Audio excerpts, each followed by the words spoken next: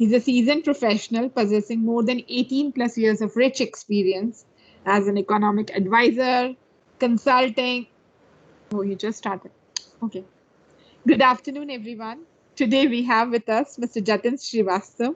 He's a seasoned professional, chartered accountant, an economic advisor, business consultant, CFO in various funded startups, SMEs, and corporate entities across India. He's a co-founder and partner at Sate and Associates, and he has been training and mentoring a lot of startups over the last few years. Jatin is also a good friend, and I just thought, he can share about startups, the legal entities, how to get funding, and various other aspects with all of us here today. Thank you so much, Jatin, for once again for accepting our invite for this program. Just to give you an information, this is a diverse group of women from the age group of 20 years to 55 years, and some of them are already into business, and some of them are planning to start. So they have a lot of inhibitions. Especially with regard to the finance and how to get into it. So your session is going to be really exciting. Thank you so much. I hope I'm able to add some value with the experience, and thank you for having me here. It's always an honor to address budding entrepreneurs, because they are the ones who are going to build the future of the country. I will try my best to add whatever little I know of in the domain and can help you in tits and bits. That little is quite big. Yes, I hope so. All right. So, I think we already have some around 9 or 10, participants. Should we start, or should we wait for the? Yeah, there are already 16. I can see on the screen. I'm properly audible. Do I need to put on a mic or stuff? No, nothing. You are absolutely fine. Please go ahead. Fine. So let me try and keep it a little interactive. If you guys can open your videos, so I'll know the faces that I'm talking to. That's most difficult job here. So it becomes a little easy, and interaction becomes more lively. But nonetheless, if you're not comfortable, that's fine. So I'll share my presentation, which basically will capture some of the aspects which are relevant for the topic. And if you have any questions, please raise your hands, or maybe ask immediately, or you can type in the chat box. Whatever way you are comfortable, I'm open to that. I hope my sorry, this is the PDF I've opened. I need to change the PPT.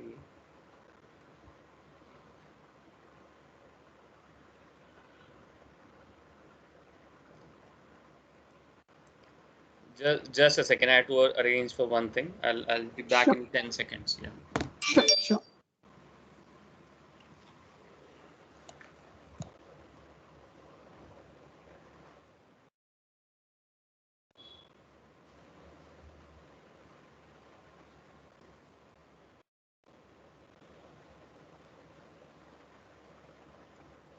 I hope my window is visible to you guys.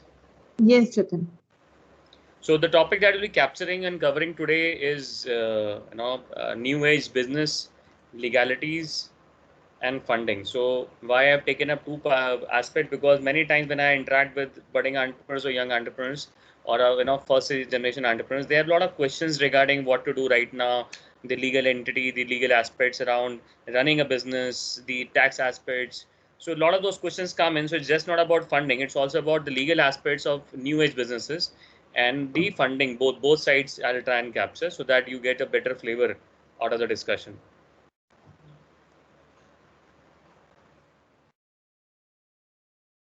So first, let's look at some of the very pertinent questions that keep coming to me on these topics. Is business legalities. What is a suitable form of legal entity that we should have? Whether it is a private limited company, or a LLP, limited liability partnership, or a partnership firm, or an OPC, or a sole proprietorship, there are various forms of legal business entities that you can choose from. I'll pick up one by one to give you the pros and cons of these kind of entities, and then you can actually be in better position to appreciate what is more suitable for your particular cause. Whenever we look at any business, it has to have a legal identity, which can be identified not only by you, but also from the various stakeholders in the ecosystem. Stakeholders are government, banking institutions, investors, employees, vendors, customers. All these are stakeholders for the purpose of your legally identified business entity. Now, looking at that, there are multiple alternatives in front of us, which can be chosen from. Like, I can create a proprietorship firm, which will require a shop and establishment registration, MSME registration, and a shop establishment registration, which is done online. It is the lowest form of registration that is required to get an identity to the business that you have started. So these are enterprises or proprietorship names named after your own family members. This is the kind of business that people run when they're running it alone. The modern form of proprietorship is OPC. So proprietorship and its freedom combined with the legal structure of company matters brings you the alternative of OPC. OPC stands for one person company. So one person companies are many times chosen to be the alternative to other forms of business entities when they know they are the sole runners and sole risk takers. They don't have other risk takers in the business. They are the one who are running the show. They are taking the risk. They are making things happen on ground, and they feel that they are the only one that will remain in that business, and they will continue it accordingly. So small pop and shop stores, artifact-based businesses, service-based businesses, a lot of small micro units are run in India as a proprietorship. And OPCs is one of the alternative given by the Ministry of Corporate Affairs now, which says one person company will have a much better legal teeth compared to proprietorship. Because one person company will be identified and it will be registered as a separate entity, and at the same time it will have its registration. Many times whenever you're running a proprietorship, you if something happens to that particular proprietor, the business continuity becomes a question mark. And I would not like to induce fear, but if you look at the current situation, there's so much casualties that we have come across because of the COVID epidemic situation. People who have been running as a business, as a proprietorship, are facing a lot of problems. Their families are facing a lot of problems because to continue that business, they have to redo a lot of paperwork, homework. They don't know, they are not involved. Nobody else is involved. Nobody has a clue of what the state of affairs in business, how much money is pending in the market, how much money is actually due to be recovered from the market. What are my debtors, what are my creditors, how much the bank payment needs to be done. A lot of those things are completely with the person concerned, and in case of any untoward event that happens, this is the biggest challenge of continuity, how things will continue and how the dependents will be able to manage these issues after such event. So proprietorships are the risky affairs because there is no continuity, there is no know-how which is there with other people, and sometimes the risk factor is also not distributed. But traditionally, people have always been working as a proprietor because they are the sole runners and sole risk takers. Same is the case with OPC. The only advantage with OPC is that you will not automatically become a defunct entity. The OPC will remain unless and until it is procedurally closed. Proprietorship automatically ceases to exist. The GST will be blocked as soon as that person is no longer there. It becomes defunct, and that paperwork needs to be taken care of. That is the proprietorship. Now, very in a modern business, what is preferred today is to have a LLP or a private limited company. Many time people come to me and ask, what is the best form of legal entity that we should create? We should go with a private limited company or we should go with LLP, limited liability partnership. LLP means limited liability partnership, which is a modern form of partnership forms that you knew. So partnership deed based businesses can be formed today in a similar dynamics as limited liability partnership. Now comes the question, what is limited liability and what is a general partnership? Limited liability is basically a mode wherein a company or a business owner has segregated and contributed some capital for the business. If the business gets defunct, the liability do not percolate down to personal assets. There's a segregation of personal assets and business assets. LLP gives that advantage. Partnerships do not give that advantage.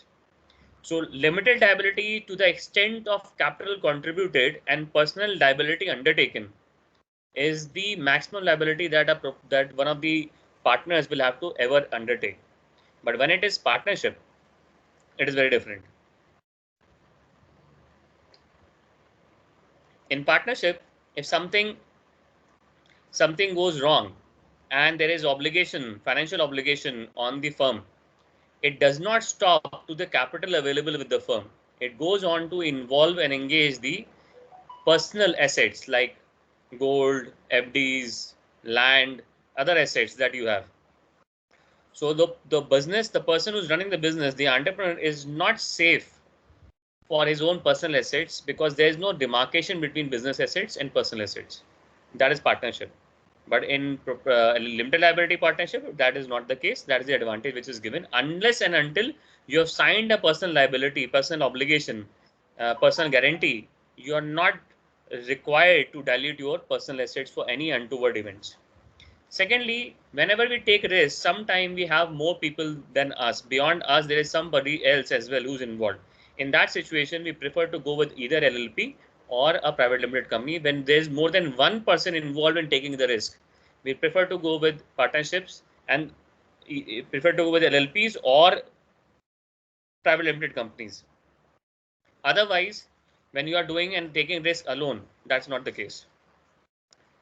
So partnership, limited liability partnership, LLPs are easy to incorporate, easy to maintain. At the same time, it has lesser credibility globally compared to private limited. When we come to private limited companies, it has far more credibility in the ecosystem because the rigors are stronger, the kind of monitoring is stronger, and the people involved will have to abide by certain norms. So there is more regulated. Things which are more regulated tend to get more confidence from the market and ecosystem. So private limited is slightly costly to create, slightly costly to maintain, and at the same time slightly difficult to close. LLPs are easier to create, easier to close, easier to maintain when it comes to time, effort, and money, all three things involved. And there are statutory obligations, which means by law you are supposed to do certain things when you are running a private limited company. So we need to be clear what benefits are we trying to create or generate out of a business, and based upon those benefits and the requirement of business, we should try and pick up the right legal entity. And this particular aspect is one of the biggest dilemmas or early dilemmas for every new business owner or every first generation entrepreneur. If you're trying and planning to take funds from outside, it is a startup which is looking to raise funds from investors, you should prefer to go with private limited companies. If you are not looking to raise funds from outside third parties, LLP is a better alternative. So there are conditions under which both have its own benefits, pros and cons. I hope that gives you some glimpse in terms of legal forms. If you have any questions, please ask, else I'll move to the next part.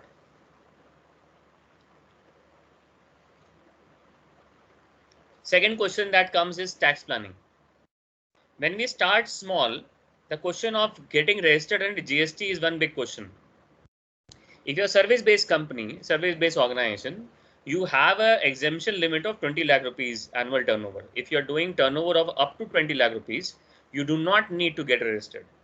You can operate without GST registration. Same situation for any product dealing companies, which is not services, non-services entities. The limit is 40 lakh rupees. So up to 40 lakhs in a year, you do not need GST registrations as a compulsory or obligatory part. So you can run up to 20 lakhs as a service business and up to 40 lakhs as a goods-based business without getting registered in a GST.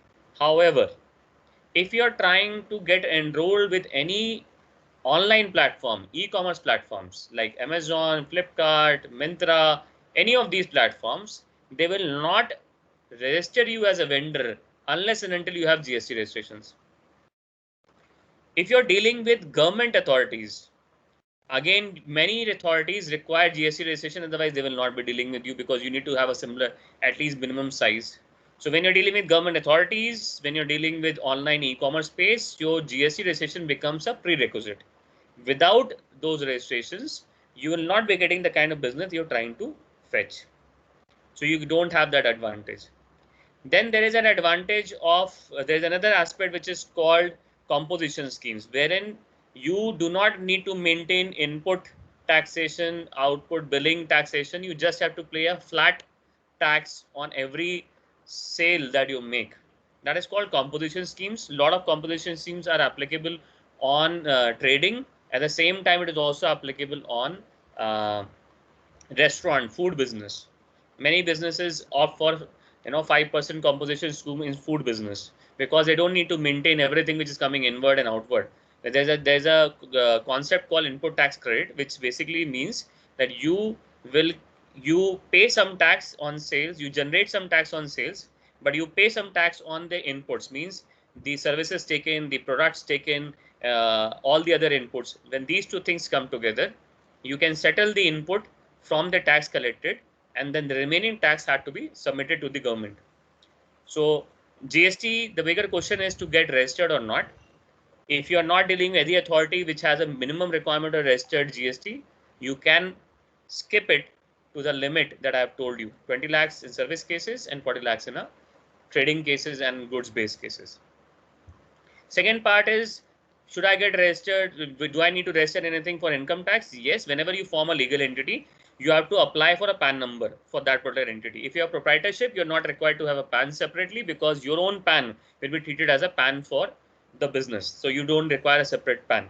But when you are looking for any other form, LLP or private limited company, you will be requiring PAN registration done for that business entity because it will have a legal entity different from you as an individual. So you apply for PAN number, which happens almost 15 days after application. Once the PAN number is received, you have to apply for bank accounts. Bank account is open with GST registration and PAN numbers and the KYC documentation of the company or from legal documents of the private company or LLP. The deeds and all those things will be required. Then the PAN account is open. The bank account is open, a current account. Whenever you open a current account, you start doing business from current account. You should not be doing business from savings account. Another very common mistake people do is that they start doing business in the saving account and later they face difficulty because when they go to a bank and say, I need cash credit limits, I need overdraft limits, the turnovers in saving accounts is not counted. So whenever you start a business, please open a current account. Do your business in current account because all that data will be utilized by banking institutions, financial institutions for purpose of lending any money to you.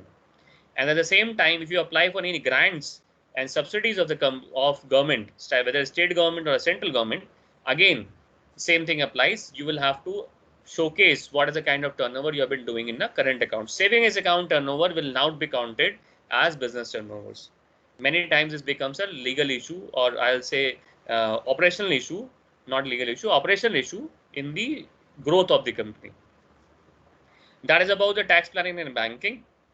Intellectual property, whenever you start a business, you need to have a trademark.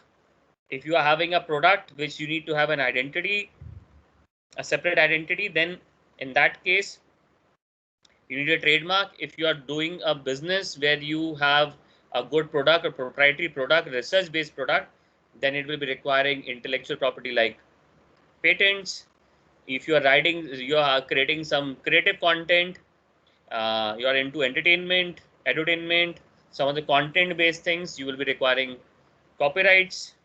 So these are intellectual properties which need to be registered. Intellectual property, trademark, the name by which people will identify you will be a trademarks, brand names.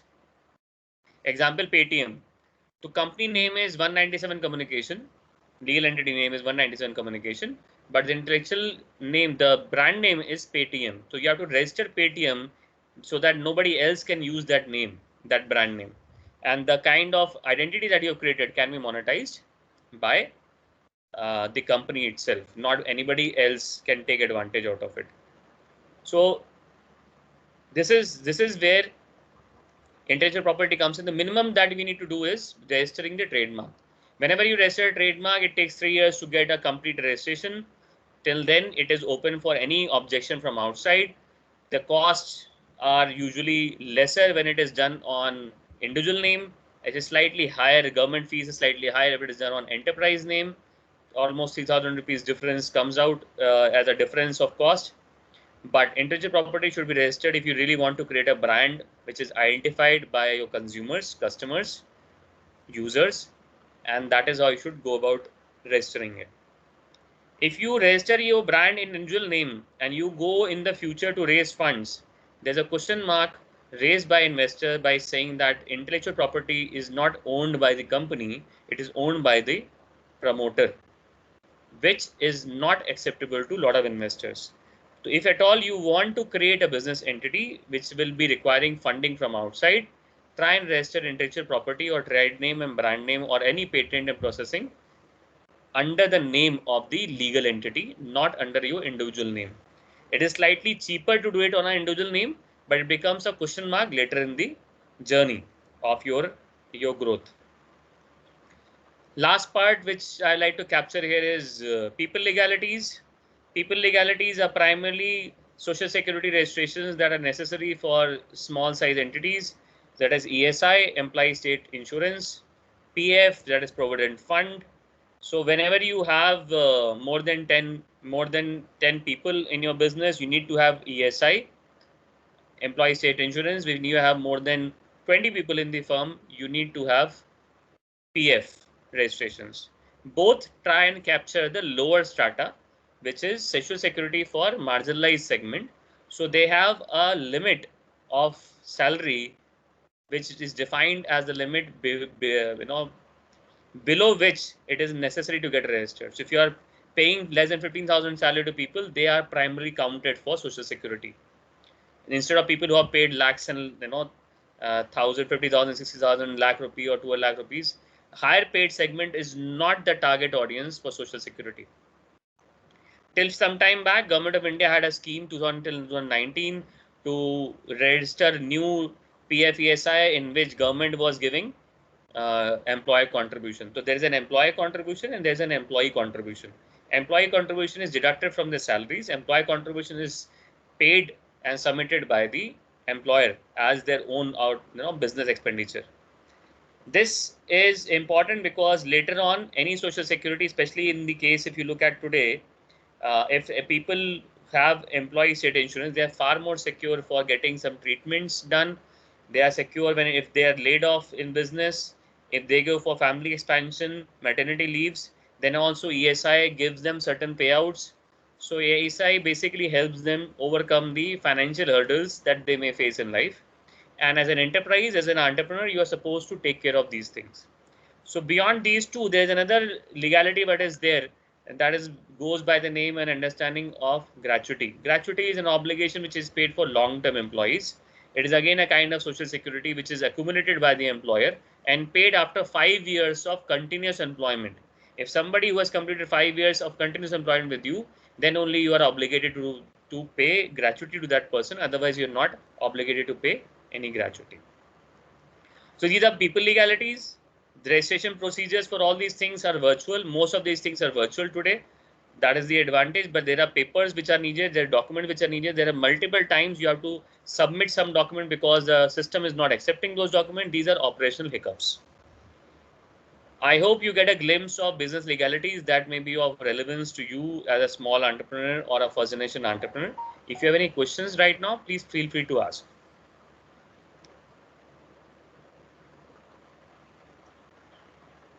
All right, so I'm assuming you don't have any questions right now. I'll come back to these questions if there are any questions. I'll come back to it at the end of the session. Now let's look at why the funding part. One of the most important and interesting thing that people talk about is getting funded, the business getting funded. Whenever we look at business getting funded, we have certain very thumb rules. I want to capture those thumb rules before I actually go into the funding zone. Whenever we think that I have a great idea and that idea need to be funded, it's a great myth. Nobody funds the idea. They are primarily trying to fund something which can be executed.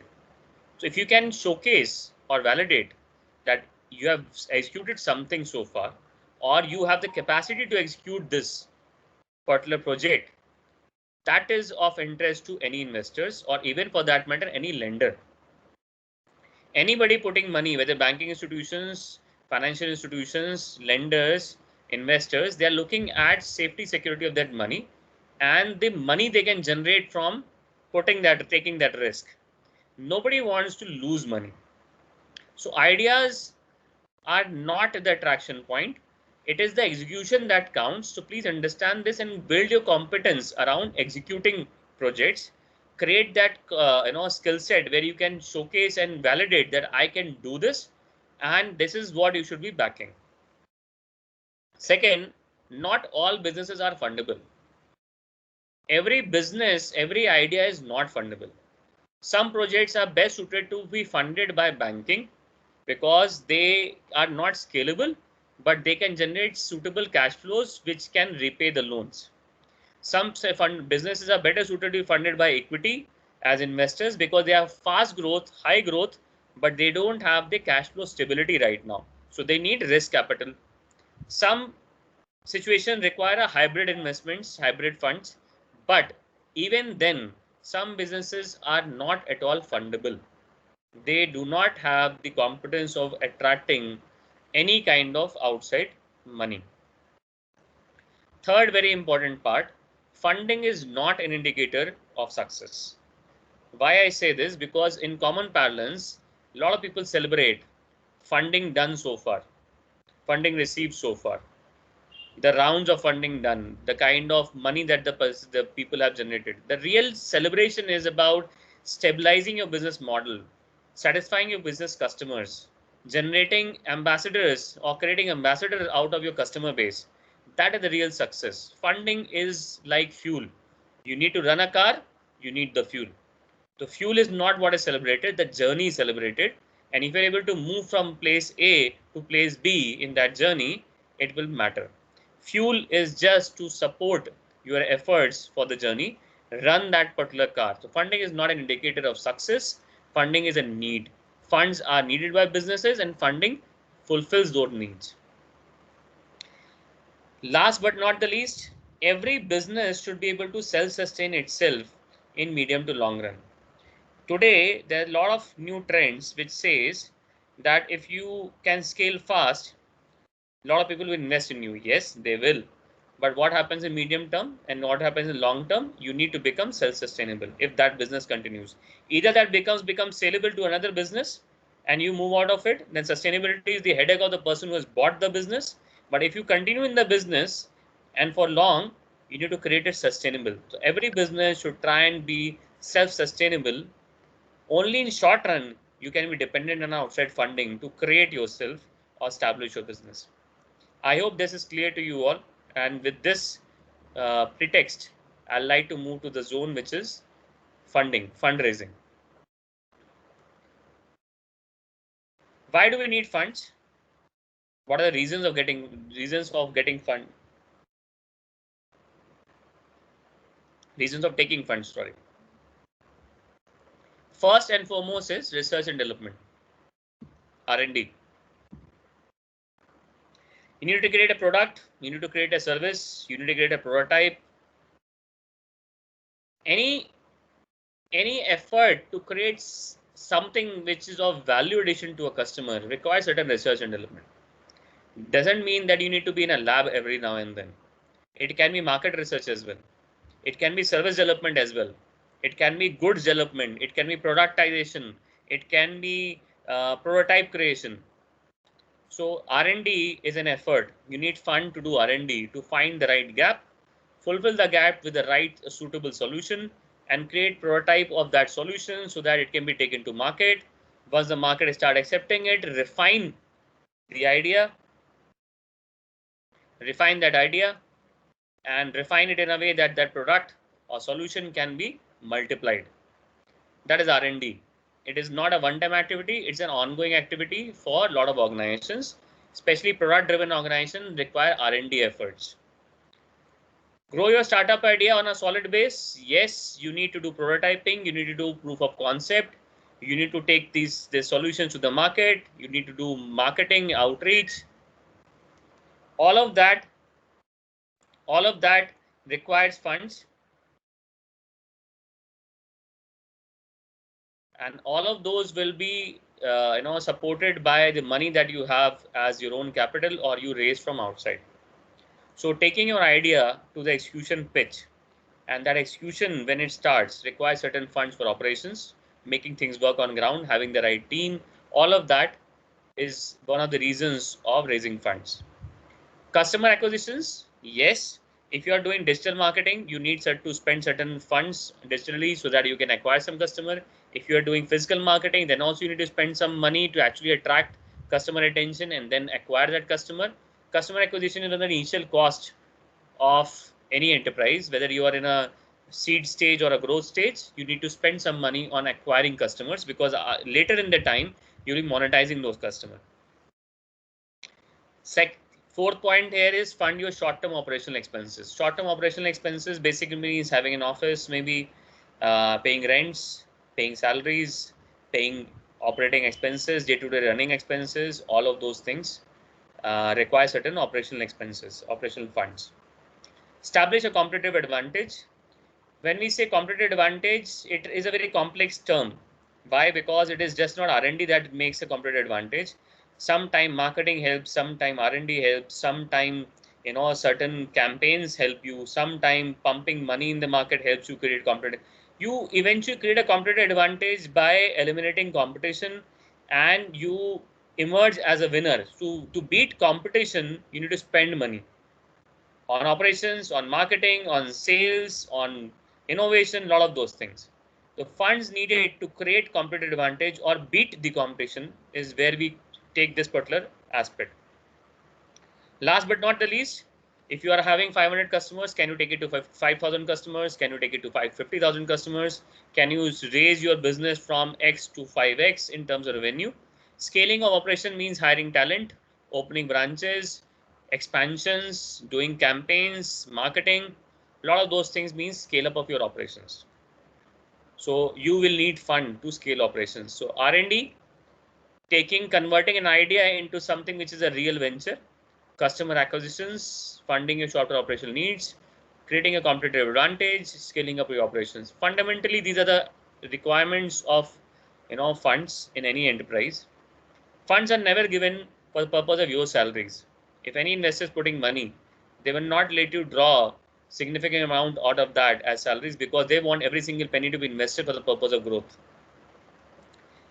And whenever you're looking at convincing an investor, you have to be convinced that you will be investing yourself completely into it, time, effort, energy, in every sense of it. So these are the primary reasons of raising funds. What are the various forms of raising funds? Equity investment. Equity means risk capital. If anybody put in equity, that means they are taking as much a risk as you are taking. Investments in startup space happens in equity form, basically hybrid instruments. जो मैं third point में cover करूँगा, I'll cover in that third point, convertible equity. Equity is risk capital taken up by the promoters, friends and family, early stage investors. Debt investments is given by banks, NBFC, financial institutions, and convertible equity is something which is debt initially and eventually become equity in some time. So convertible equity means for some time, for some tenure, the nature of that particular investment will be that of fixed payment, fixed income, security. It can be a convertible debentures, it can be a convertible preference shares, but they eventually become equity shares after some important significant event that has happened. So if a large round of funding is raised, a lot of convertible debentures or convertible preference shares convert into equity shares. So these are hybrid securities which has a nature of debt initially and becomes the nature of equity in some time. Royalty structures. Royalty structures basically are used in franchising. Many times you take up some intellectual property on royalty. You sometime take up some patent on royalty, sometime you take up the brand for franchise royalty. So royalty is also a way of funding, or rather say a form of funding, because whenever you do a franchise route, you take up security deposit and you take up royalty fees, and that is also where you can actually fund your expansion. Why sometimes you look at food businesses, whenever they expand through franchise model, and franchise model basically takes care of upfront security deposit and a recurring payout in terms of royalty or revenue share. Both eventually fund the primary company or raise or generate capital for the primary company for the purpose of expansion. So even royalty is one way through which, or franchising also one way through which you can actually raise funds, but it is not suitable for every type of business.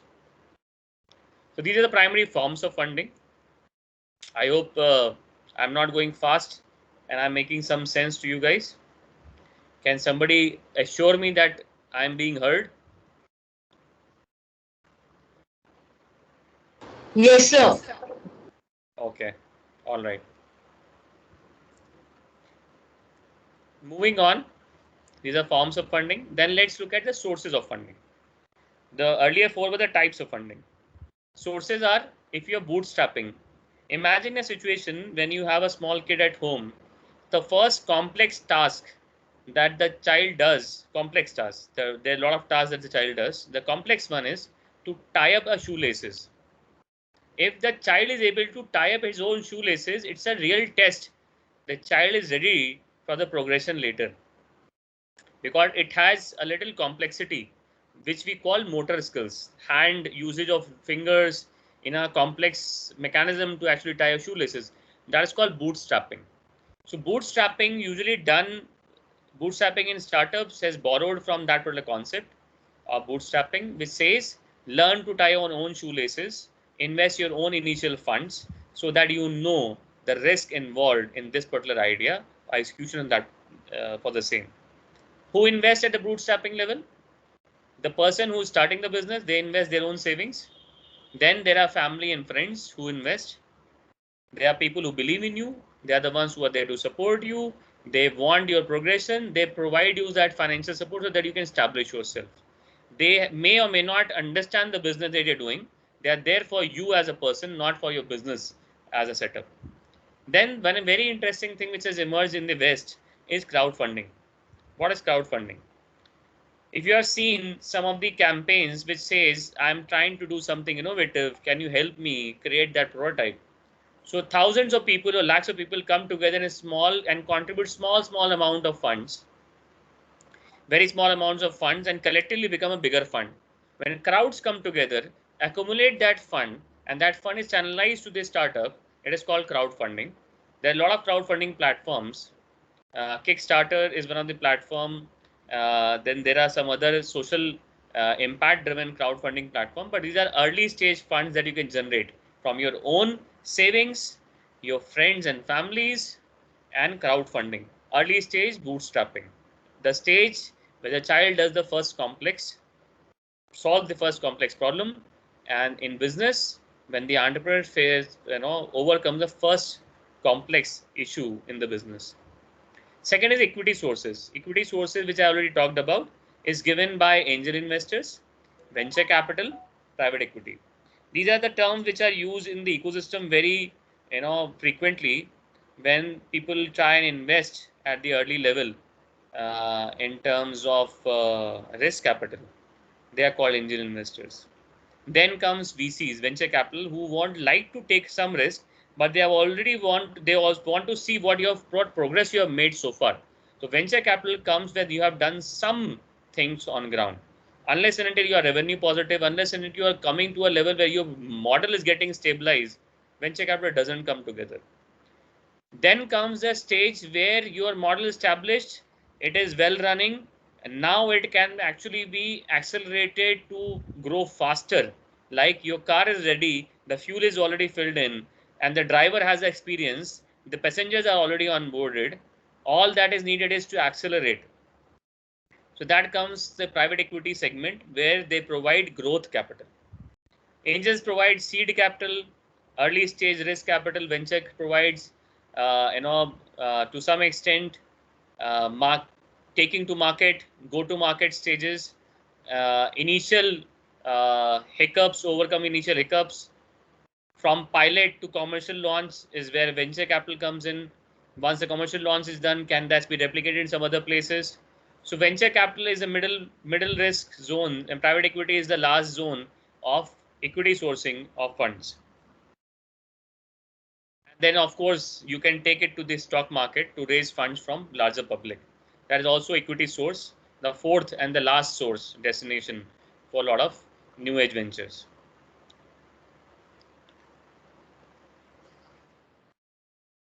So these are the basically sources of funding. We're coming on to where you can raise funds. You can also raise funds from some platforms. These platforms are known by they're identified as incubators, accelerators, or government grants. Incubators are today being pushed, or rather I'll say established in every medium to large size education institution. And why they're doing it? They're trying to incubate the ideas and support the ideas at the very early stage of where the idea is actually shaping up. So startup platform like incubators, IIT has their incubators, IIM have their incubators, a lot of education institutions have their incubators. Early stage support system is called incubators, which basically helps the entrepreneur shape the idea into something which is executable. So that is the first part, which is incubators. Second is accelerators. The accelerators are those institutions which says you have already tried the project, your project is getting good traction on market, there is customer base. Now this can be multiplied very, very fast. I'll help you do that multiplication from where you stand, take it to your destination in a lesser time. These are accelerators. They work with only those entities which have already established a model. They have already overcome the initial challenges and doubts. The customers are accepting their product. The brand is getting a little recognition stages. So they need support for accelerating their business, because expansion of business is a complex thing. It is just not the will that matters. You also need the resources, the connects, the linkages, the tie-ups, the know-how, subject matter expertise, a lot of those things. Accelerators facilitates fast movement of your businesses. Grants are basically a support system initiated by government, whether it is a central government or the state governments. They provide funding for specifically innovations, because innovation in India has been a little laggard. The past few decades, I've never seen so much of innovation in India. India is not known globally as an innovation hub. So in order to promote technology innovation or anything which can have a patentable outcome, the grants are provided. And when the government provide grants, they have their own terms and conditions. But it is a critical and crucial funds to create a product which will matter. So that is startup platforms, incubators, accelerators, and grants. Sources of funding: there's a debt source, which is normally known, banks. Then there are commercial institutions like NBFC. Today, there is another debt source which is available in the market, which are fintech companies. They also provide lending, peer-to-peer lending, microfinancing based lending at the early stages. But banking institutions have traditionally been the ones who have provided loans to businesses. And today, NBFCs in different capacities in different segments also provide lending for the purpose of business. And new age, there are fintech companies. Now let's look at stages of equity based on investment. How do we segregate between business stages? There are fundamentally 5 stages that we identify in the market. The first stage is inception. The stage of inception is when you have created a conceptualize an idea, you are working on a model, you're trying to get the feedbacks, you're trying to make things work. Inception stage. You say that it is conceived in the mind and the first effort has started. Seed stage is where you would like to take the pilot. You do the pilot, you create a proof of concept, you get the initial traction. This is all the seed stage, which basically means the idea which has germinated need to come out of the ground and start getting a little visibility taken to the customer side. Then comes the early stage.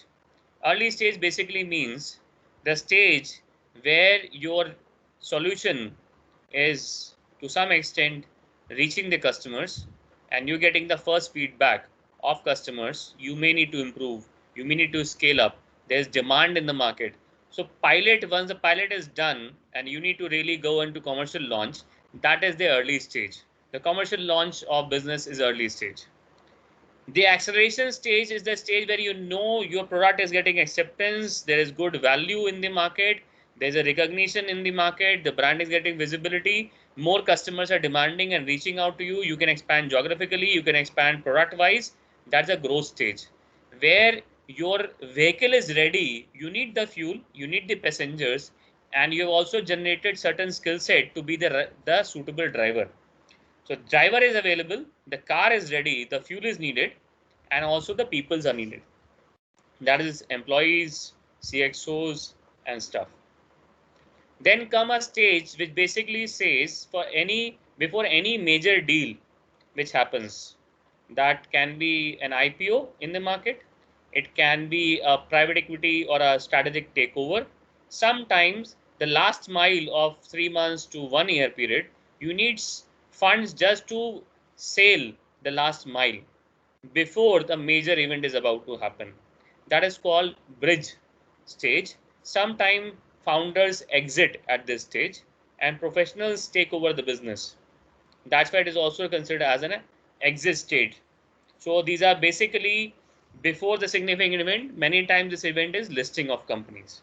So these are the primary stages which are segregated based upon the nature of activity, the maturity of business, the kind of people involved, the kind of traction generated so far, the kind of fund that may be available from the market, the identity that people will have towards your business. Any of those, I'll say all of those and many other parameters define different stages. But as an entrepreneur, you should understand at least 5 fundamental stages, from starting from inception, moving to seed, to early, to growth, and to bridge. Let's look at what happens at each stage. Validating a business concept, building prototype, proof of concept. POC is proof of concept. Business configuration, how the business will work, what will be the model. The prototype, POC, business model is the inception to seed stage. That is the time of the journey that you cover between these two stages. The kind of returns that may be possible when people invest at seed stage is, if they invest 1 lakh rupees at seed stage, they may end up making 20 lakh rupees on that.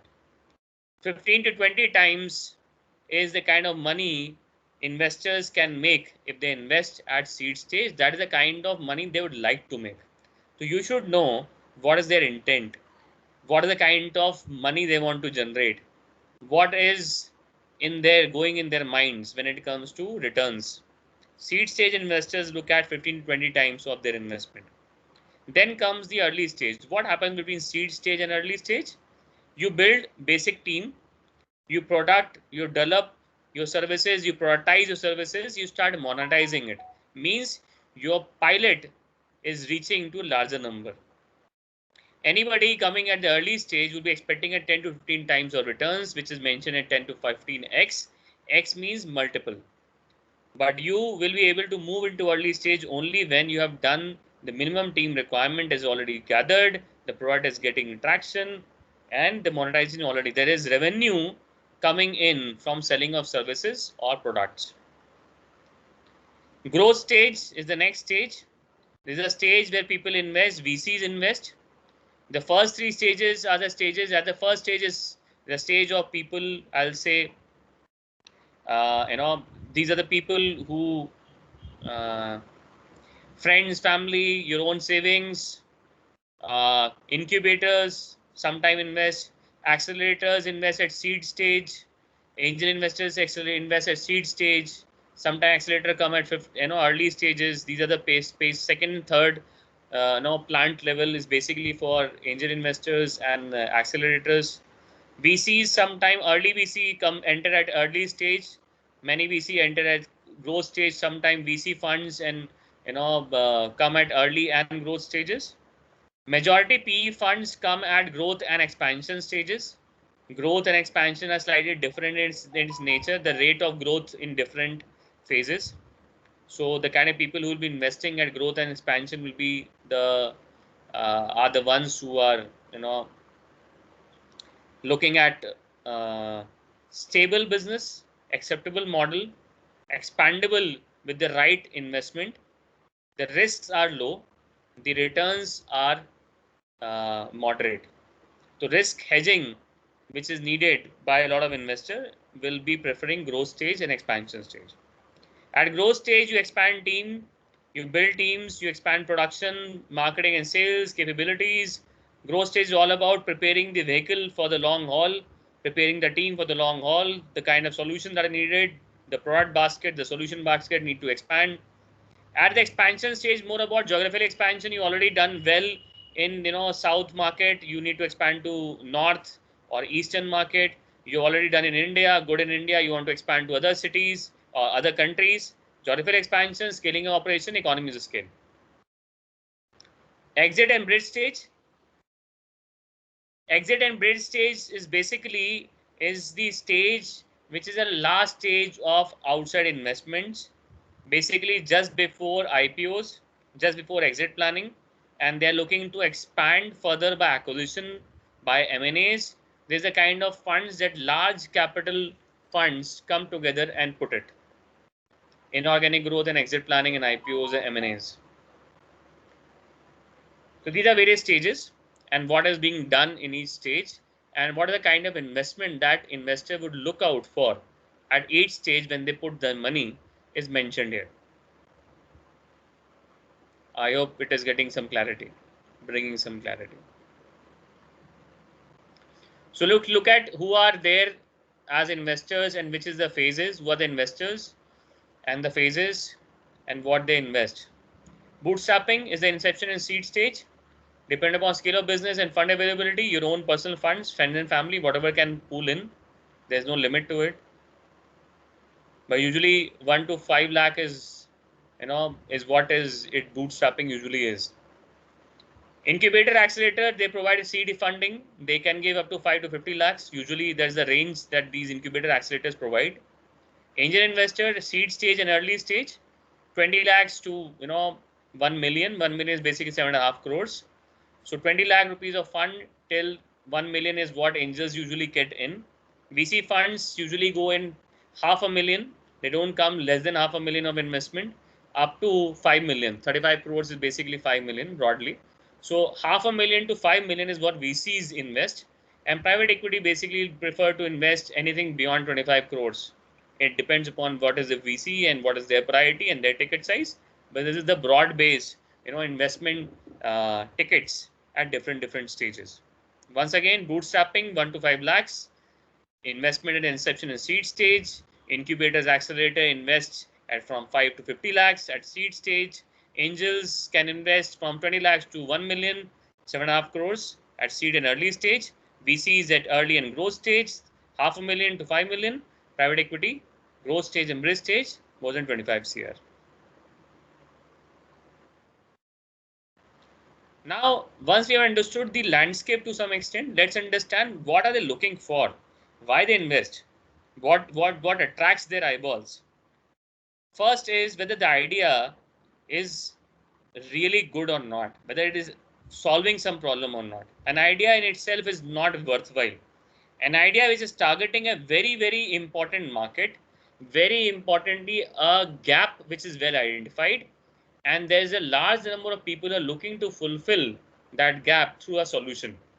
A good and workable idea is something which is implementable, targeting a problem which larger number of people want to get solved, and that is where the idea is of worth. So idea is just not what comes to your brain. That is not an idea. In the startup domain or a business domain, an idea means a workable, implementable, a needed solution. That is the idea. There is a good potential for business. The pilot is doing good. Customers are giving good reviews. More and more customers are looking to avail your services and solutions.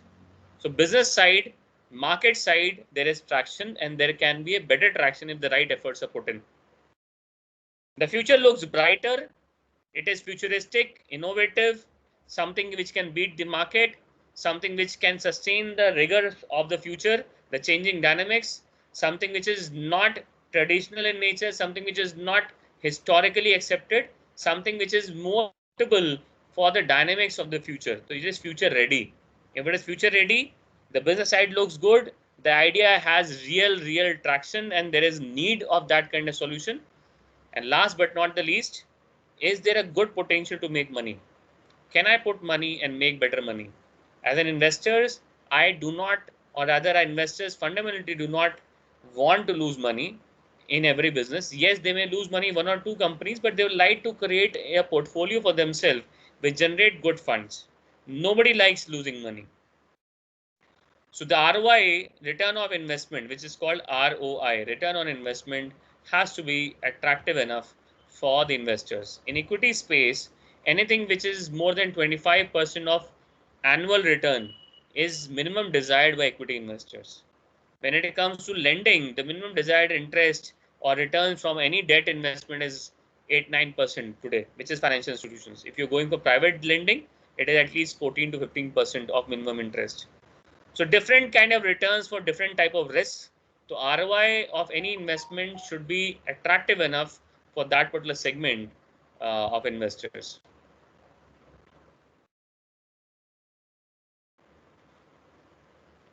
Now the process of funding, how the funding happens, what are the process, what are the steps involved. You try to approach an investor, you talk to them, you try and seek an appointment with them that I would like to meet you and present my case to you. That is where you approach an investor. You present and invest in that. You basically make investments and you make presentations, which means you're trying to do a pitch, a 2-minute pitch, an elevator pitch, or a detailed pitch. It depends completely upon the kind of time given by investors to you. But you're trying to give them a better understanding of what you're trying to do. So you make a pitch, you present your case, and they also evaluate whether this is suitable for the investment or not. If they find your case interesting enough, they'll move ahead and say, let me evaluate every single aspect of your business before I agree to put my money. So presentations, investment decisions are done there when we say, okay, fundamentally I'm in agreement, let me evaluate. That comes the next part, which is primary due diligence. Means I will evaluate whether the project will make sense, the financials are fine, the company documentation are appropriate, there is no fraud involved, there is no gaps in the history and past, what is being stated is factually correct. So we try and validate every single dimension of business by doing DD. Then comes funding agreement.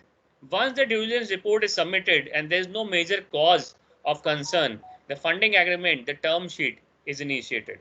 They will give you a term sheet which has certain terms and conditions around what money will be coming in and what is the expectations from the investor side. Once you get the fund agreement done, there is a parallel DD process which is happening from legal aspect, financial disclosure aspect, operational aspect as well. They will try and do a background check of founding members as well, whether they have any bad history or not. Once a detailed due diligence report is submitted and any risk is being mitigated, then the real funding happens. When the funding happens, shareholder agreement is signed. You sign shareholder agreement, that is between you and the investor, which basically details out everything that you have discussed and agreed to as terms and conditions. This is how the whole process goes from level 1 of approaching the investors, presentation, investment decision, primary DD, then funding agreement, then detailed due diligence process, then the money comes in and shareholder agreement happening. All this usually takes, scouting can take a lot of time to get the right presentation and the interest. From level 1 and level 2 can take 3 to 1 year, 3 months to 1 year time. It can at times take any limit. There's no limit to it. But once the interest is generated, usually 3 months time is taken to complete the remaining 5 process. 3 to 4 months time, at max 6 months. Usually 3 months is what a ballpark timeline you can think of. After the presentation has been done and there is interest, everything closes up within 3 months tenure. That is how the timelines work.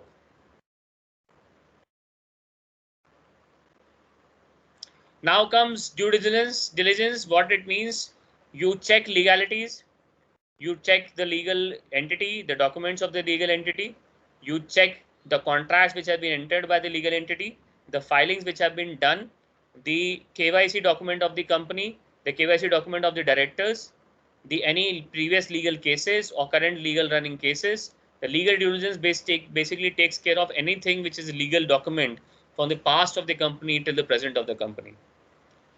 Tax and financial DD basically talks about evaluating whether you are fulfilling your tax requirements or not, whether you're disclosing the right income or not, whether there are any tax obligations in the business or not. Financial DD basically talks about where the business balance sheet stands, how is the P&L, what you are claiming is correct or not, the margins are really there, the documentation and data record has been done properly, that is the FDD part. Then comes technical and intellectual property. You will try and check whether you have the right IPRs. Have you actually registered yourself in a suitable, segments or clauses? Whether you have received the patents, whether you have received the trademark or registered trademark, whatever the intellectual property that is needed in the business, does it hold with the company or with the individual investors, the individual promoters? All that need to be understood. That is technical and intellectual property, DD part. Last part, which visually evaluated, is operations, whereas human resource DD is done. What kind of people are involved, their qualification, their background, their interests, and everything. So this is basically human resource due diligence part. So this is HRDD, manpower driven, whether there are employees or third-party payrolls, whether you are fulfilling the social obligations, your human resource practices are suitable or not. That is DD part, which is done in detail. All these 4 are done in a detailed DD. In a primary DD, they take care of business dynamics. What are you proposing? Does it make sense? Your assumptions are suitable or not? Whether you are doing hypothetical in nature, your presentations and your data is actually matching. There is any fallacy in terms of different statement that you have made, that is primary DD. This is a detailed DD. Investor psychology. Investors also have, beyond logic, they also gain confidence from some of the other aspects. And other aspects is what I'll try and capture in investor psychology. What do they think and why do they think? If a business is inevitable in the current ecosystem, they'll gain more confidence. Means where the demand and supply of services, the revenue part is assured, they'll gain more confidence because they will know there are a good number of people who would like to pay for this service or this particular solution or this particular goods and products. So if your business is inevitable and there's a good market traction, they will gain confidence. If the company has a potential of to be sold to a bigger company, they will be more interested and they may be more confident because there is a buyer in the market who would like to buy the whole company, or this company can actually merge with larger organization. Like a lot of education companies are today looking at whether they can be acquired by Byju's in some way, because that gives them a good exit. So investor may see, can I make an entity which can actually be sold to Byju in the future? So that can be one of the alternative thoughts in their mind. What is their current portfolio? Does this particular company which you are pitching fits very well in the whole portfolio that they have? Is it complementing in nature? It is competing in nature. If I already have something very similar invested in the business, I will not like to repeat the investing. I will not do a repeat investing in a similar kind of business just because it sounds good. So portfolio also defines. Some people have sector focus. Some people are sector agnostic. Some are looking for synergies. If they want to create a portfolio which give business to each other, they'll be more happy. But not everybody is looking at it. Some people say, I will only invest in edutech because they have focus of sector. They will say that I'll only invest in fintech because they have focus of sector. Getting it? So portfolio of the investor has also an implication on his decisions. So a good assessment by founders could be that you should go through the portfolio of the investor to understand what is the kind of project the people this investor invests and what will be his priority area when he's evaluating your project. Then comes hot trends. Is it a trend? Like edutech is a trend today, fintech is a trend today, e-commerce was trend 7 years back. A lot of people were interested in doing e-commerce. Going forward, there's AI enabled ventures or IoT based ventures. What is the trend? A lot of investors also follow trends and they would like to stick to the trends. Then scalability of business, current scale and future scale. Where do we stand today in terms of size of business, and where can you stand future in terms of size of business? That is business scalability from level where you are till the level you are actually trying this investor to stick with you. So what are the scalability alternatives in your business? Last but not the least, his sweet spot on competitive scale. What is sweet spot on competitive scale? It means that this is fitting well into his already well thought scheme of things. The kind of competition is there, there is a gap which need to be fulfilled and nobody has been able to do it well so far, and if you are targeting that particular gap, it makes more sense to the investor. Sweet spot means identify the right gap and ability, reflecting that ability to solve that gap through your solution. That's sweet spot in the competitive skill.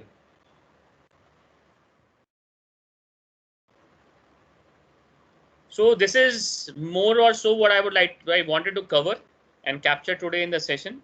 The idea was to give you a glimpse of what legalities and what funding perspective that founders should have, the concept, the clarity, the understanding, the ecosystem is what we need to understand first, because business is not easy. The chair of an entrepreneur is tricky, challenging, and you need to keep learning to remain in that chair and to succeed in that chair. Given these thoughts, my idea was to give you some glimpse of the real side.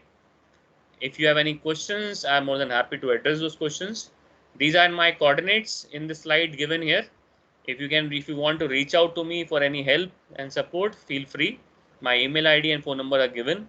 I have been working in the startup ecosystem and also small medium enterprise ecosystem across India for past 17, 18 years. So I'll be happy to be of any help professionally or mentoring or guidance wise if you have a genuine interest in building a business. I prefer to pick up people who are serious and those who do not waste time and they're genuinely looking at putting some effort. So that's it. I'll discontinue the presentation and I open to discussion. I hope my screen is visible and you guys may have some questions which you want me to address.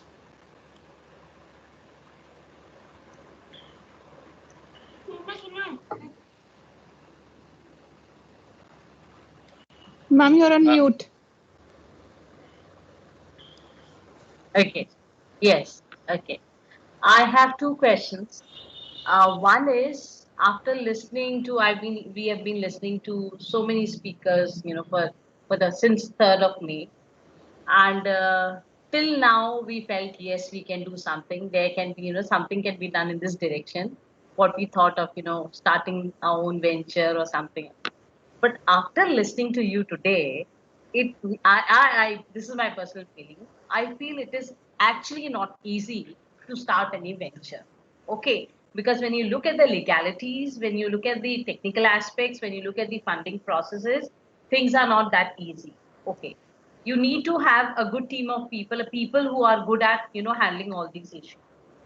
A very pertinent question related to entrepreneurship or startups is, as you said, once when you reach to the exit stage or the bridge stage, where if you want to there can be a takeover, there could be a merger, or there is a possibility that somebody would like to buy your this thing, is interested, and you are getting a good cost. So I just want to understand the basic idea of my starting my venture was innovation. Because basically, when we talk about entrepreneurship, it is innovation.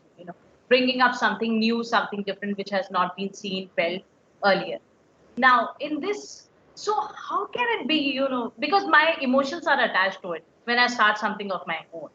So how is it possible that maybe 20 years down the line that my venture is going out of my hands to somebody? So what happens to my that entrepreneurial journey, to my skill, that my passion, my innovation? I just want to understand. Very interesting thing, and I think it's a question that a lot of passionate people who enter this, domain may come across as a question. There's a self-reflection thoughts that come into their mind. I'll try and give you some perspective. I may not be, capacitated to answer it fully, but I'll try to give you some perspective. What can you think and how things are perceived in the ecosystem? Right. See, traditionally, we have always been oriented towards longevity of business. So Right. we wanted to create something which I like to transfer to the next generation. That has always been the thought. So for an elderly, I'll say a mature entrepreneur, somebody who's already past 35 or 40 years of age bracket, they always have a fundamental bias towards creating business for longevity of it. But the trend that is today, continues. There are two alternatives. You can create a business which can sustain itself and gets transferred to the next generation. At the same time, you can create a business which can scale up fast. And once it has scaled up, it has created some value. Somebody else like to buy it and take it to the market in the future. Mm. So you can create business to sustain, you can create business to sell. Both alternatives exist today. Fundamentally, in traditional parlance, there was never the alternative of selling business. Right. So, like for a farmer, selling a land was prohibited mentally, psychologically, culturally. Same way in India, for entrepreneurs of previous generations, the concept of selling business just never existed. Right. And that is also one reason why they never scale too fast, or they never scaled up to the level they can actually compete globally, because they always said, who will manage? Who is there to Right. handle? How many people are there in the family? So Right. there is a traditional approach of doing business and there's a modern approach of doing business. When you're looking at traditional approach, these questions will keep coming to you. What happens beyond me? How long can I run? Who will take care of it after I'm gone? How long can this business can actually sustain itself? The novelty factor. So the trends have changed. The ecosystem has drastically changed. Every mom and pop store, which is traditional in nature, if they are into staples, something which is demand and supply gap, it is not novel fundamentally. It is the demand and supply gap where there is a demand but supply is not matching the demand. They try and open up. So pharmacies open up of demand supply gap. Groceries open up demand and supply gap. You would have seen during COVID, there's a lot of people who have got into Right. these kind of businesses, but there's no novelty around it. Not every business needs novelty. So these businesses are fundamentally catering to the gap of demand and supply, and they will continue to sustain itself as long as there remains a gap. But Okay. what if the gap gets fulfilled and the supply becomes more than the demand? Then there's a question mark on sustenance. Every Right. business is challenged on market dynamics, whether it is a grocery store, whether it is a pharmacy store, whether it is a food outlet, whether it is a telecom company, every business is challenged on market dynamics. Nothing is permanent. So Right. whenever you're taking, it's a kind of option whether you want to drive in a city, whether you want to drive in a rural area, heartland, you want to drive on a highway, you want to drive on an expressway. You cannot drive the same way you drive in a city in an expressway. So funded startup is a highway, or either say is an expressway with an own set of rules and dynamics. Not every business is supposed to go that route. मतलब इसको हम कह सकते हैं कि हर business हर तरीके के dynamics के लिए नहीं बना है. ऐसे ही every person is not meant to be an entrepreneur. Why entrepreneur can be an alternative to everybody? No. You need to have the temperament, and not only the temperament, also the resource accessibility to actually make it work. The support system you need. And taking that risk is never easy. So personality, resources, ecosystem support, a lot of things are needed to create that recipe which people like to consume and talk about. That is the enterprise. So enterprise creation is never easy. It was never easy earlier. It is never going to be easy in the future as well. But today, people are open to try. The parents are like giving their wards, their child, a chance to try things. ठीक है, you try and you want to try, go and take 3-4 years, try it, no problem. When I was starting my career 20 years back, I never had that privilege, and I would be very sure that when you would have started your career, you would have never had the privilege of your family saying, okay, you can try. This has changed.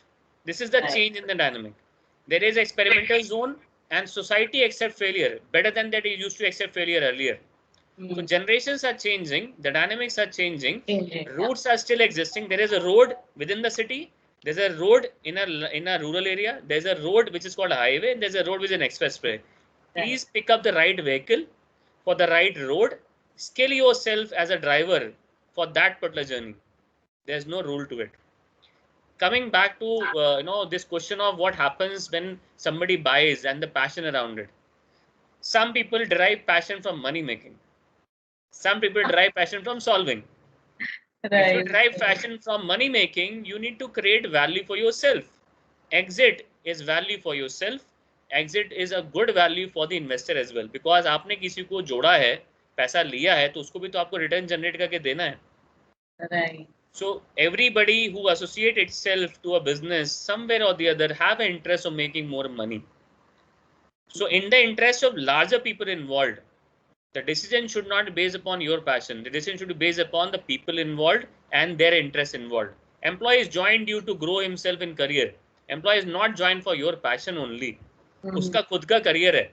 He want to grow. And to grow, you need to grow.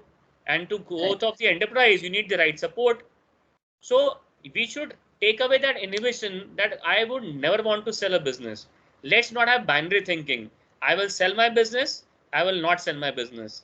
There's a lot of gray area, between that 1 and 0 and a black and white.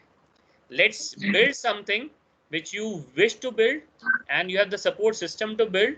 And as the journey progresses, take your calls accordingly. How things go. You want to take the highway, take the highway. You don't want to take the highway, remain in the city. Not every business will be closed down by startups. It's a very big fallacy. There is a need for mom and pop stores. There's a need of traditional businesses. There's a need of traders. There's a need of exporters. There's a need of teachers. But teachers earlier used to teach only institutions. Then they were teaching as coaching institutions. Today they are teaching on educational platforms. Right. So some have built a business out of it. Some have completely to teach through it. The modes are changing. As long as we are flexible enough, we are able to navigate. The navigation, flexibility of mind is a very integral part of a entrepreneurial mindset. A rigid mindset, fixated mindset is not going to help in any way. I hope that address some bits of your question. True. Wonderful. And another question was, you talked about somewhere when you were discussing the PF contribution. Okay. Yeah. Now, I do not know what is the actual, but what I've understood, since it is the governance, issue. So, employee share is the employee share that I understand. But I've heard the employer share is also picked up is also a part of the employee share. Is it a part of? It is a part of CTC definitely, but generally, what do the institution do? Normally, the B category or C category institutions, what do they do? They say that it is something that the employer is contributing, but actually, it is a part of the employee's salary, employee's package. So, See, is it there? It's a debate of perception, I'll say. So when CTCs are given to employees, they feel this is all theirs. The reality is not so. Okay. It already states that you have a basic, you have a DA, you have an HRA, you have other allowances, you have perquisites, and in the end, there is an additional line which says employer contribution to PF. Right. And ESI, because ESI is paid by employer only. Okay. So what are they saying? When they're onboarding an employee, they're saying this is what you get. The first 7-8 items is what you get in hand.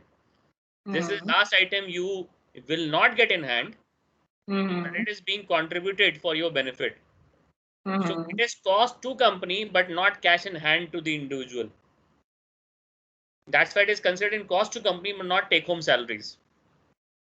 So why it is added? Because it is for your benefit. The day you retire, the way you draw, the money will come to you, not to the employer.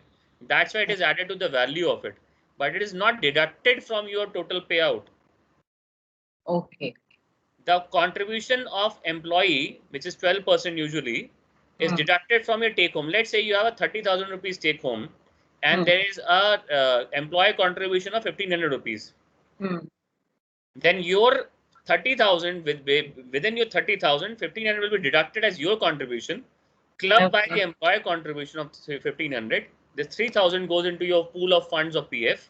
That interest generates from there. And after some time, whenever you want to withdraw as per norms, or maybe you retire, that whole funds come to you. So you contribute from take home salary, employer contribute from his own pockets. Since it is done for your benefit, is added to the CTC. But the whole, both segments are not contributed by the employee. Okay. Done. Thank you so much.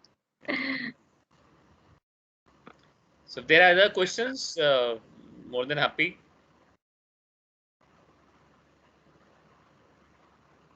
Guys, questions?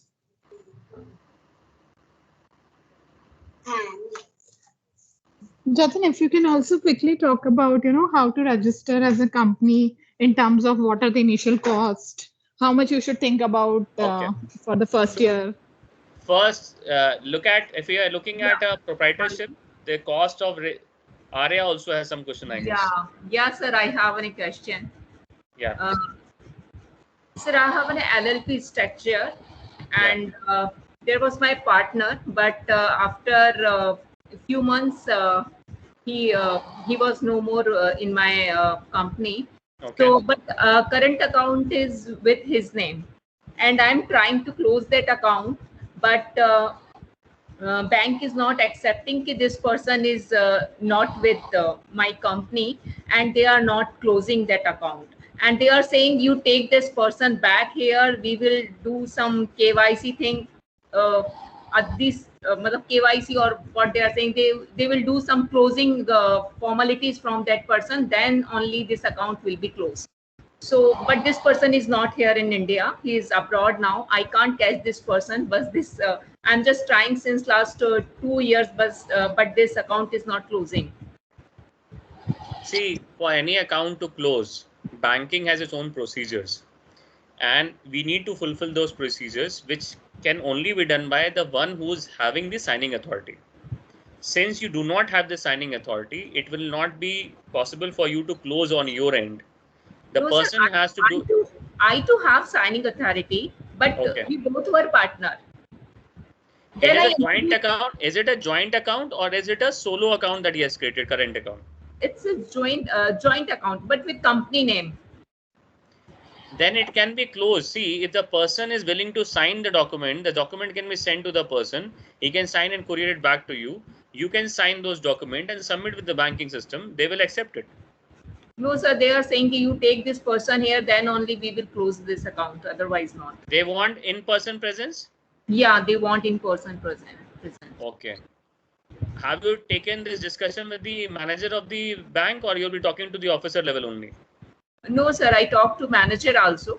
Then he was telling which that bank is this? It is Bank of India, BOI. BOI. Okay. And the person who's residing overseas, is he coming anytime to India? Sir, I'm not in much contact with this person now. So this I approached him through mail. I approached him through mail, but he didn't reply. Then I don't have other contact and all. See, this person. As an institution, let me give you a perspective from banking side. What if there's a dispute between the two of you as co-founders, and on your behest, the banking institution closes this account, and sometime later the person emerges and say, why haven't you taken my consideration before doing this? So but unless until we changed in that all terms and all in papers also, in Ministry of Corporate Affairs also, we introduced that this person is resigning from organization, that all formalities are done from legal side. But bank is not understanding. I have shown all papers and all, but they are not accepting. What are they asking for exactly? They want this person should come, then only we will close your account, otherwise not. See, if the person in discussion here has, when he has moved out, Then that time, have you not initiated and documented this in bank? No, sir. That time bank formalities were left. I couldn't complete that time when he See, was left. banking procedures are very different from government procedures, because government accepts certain filings and done documentation virtually. Bank is still very unfortunate, but they are still very traditional in approach, especially PSU banks. They have their mental fixations around it. What you can actually do is reach out to your zonal office of Bank of India, escalate the matter to the zonal manager, zonal head, which can be an AGM or a GM level officer. Talk to the person concerned and say that this is what has happened. The documentation, everything has been done. The legal paperwork has already reflecting the person has moved out willingly. And I am putting this account. And if this is required, there may be a requirement of both of you signing the application that the person has moved out, the account to be closed, and a fresh entity need to be taken up. That is the only thing that should be needed. In-person presence, if needed, then it becomes a challenge. You can escalate the matter to the first GM level, and if you are not able to get solution from there, then you can actually go to the banking ombudsman, which is basically to mitigate these kind of issues. Okay, sir. Thank you, sir. All right. So coming back to the question from Shinuji regarding the cost of incorporation. Private company incorporation usually happens around, if two directors are there, roughly around 23,000, 25,000 is a one-time cost of getting your things done, registrations. Annual cost of maintaining these entities is roughly the same, because statutory audit is a compulsory thing. If you have a turnover and a half crore, then you have a tax audit limitation as well. And there was GST audit requirement earlier, but now new entities do not have GST audit requirement in the future. So maintaining a private limited company would be minimum requirement of 25,000 annually, 25,000 for registrations. If you're maintaining any business, then you need to actually spend at least 50 to 60,000 annually, including this process for accounting and auditing and balance sheet closure. So broadly, a private company, including its annual maintenance, 60,000 to 1,20,000 annually is the cost of accounting, compliances, audits, filings. All of this is an annual recurring kind of effort. And when it comes to LLPs, the recurring kind of effort is slightly less, because the compliance cost of LLP doesn't require statutory audit, and the paperwork is slightly lesser. So from, instead of 120 as upper limit, the limit will be 1,10,000 rupees. There is a difference around 10,000 in terms of annual maintenance. But the incorporation is, it will be around 15 to 18,000. A cost of incorporating or creating a LLP will be around 15 to 18,000 in a one-time effort. That is usually your takes. In proprietorship cases, the cost of registering a proprietorship would be around 5,000 to 7,000, depending upon the kind of registration needed, MSME registration or shop establishment registration. That is the need of that enterprise. So that's the cost of incorporations. And maintaining even a proprietorship, accounting, compliances wide would be required around 60 to 75,000 rupees on an annual basis, because accounting, compliances depend completely upon the nature of business and the category of compliances that are applicable to that particular business. So these are the things. For IPR registrations, trademark and all, it costs around 10,000 to 18,000. Different trademark categories for single trademarking, that is a kind of cost, including professional fees and government fees. 10,500 rupees till 18,000 is the cost of getting your trademarks registered. Intellectual property in the nature of patents and all are very costly. There's a national patent, there's an international patent, and both have its own different set of costs. So these are the primary aspects or cost aspects for entities.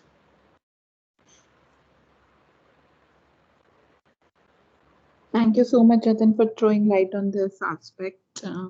Anyone has any other questions or queries?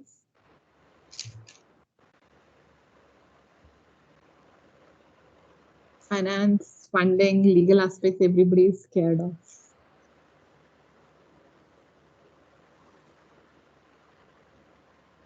Anyone else? Any other questions if you have?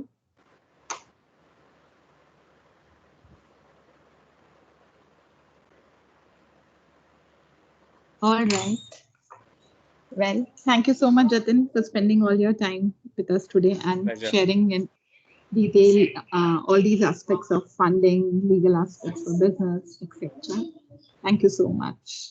All right. Have a nice day. My best wishes for Thank you. your entrepreneur journey to everyone. I hope you guys be a better and more informed entrepreneurs and take the right calls. Thank you so much for having me. Thank you so That's- much, Jatinji, for doing the needful. Thank you, Vandanaji. Thank you, everyone. Thank you, Jatin sir.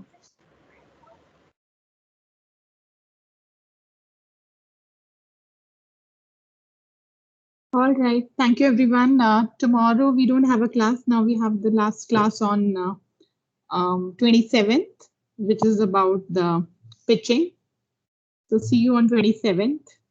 And I hope all of you have started working on your business plans.